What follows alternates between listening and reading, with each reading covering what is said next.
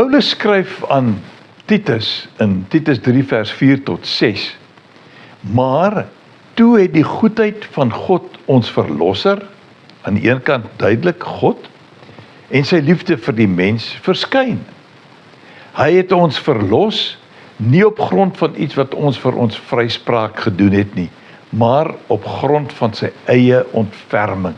Dit is hoe God vir ons omgee, hoe hy hom oor ons ontferm. Hoe het hy dit gedoen? Dit het hy gedoen deur die wedergeboorte wat die sonde afwas. Die wedergeboorte, die bekering, die draai na Christus, weg van die wêreld en die sondige dinge. En, hoe het hy dit gedoen? Deur die Heilige Gees, wat nuwe lewe gee. Dit is die taak van die Heilige Gees, elke dag om nuwe lewe te gee.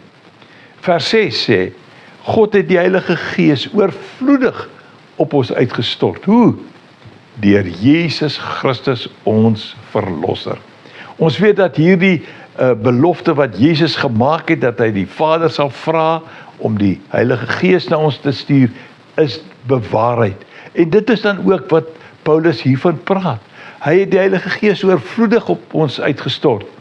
Deur Jesus Christus, deur hom wat die belofte gemaak het en toegesien het dat die Heilige Gees uitgestort word. Wat 'n wonderlike, goddelike manier van die drie-eenheid om aan ons die beste te bring. Loop mooi.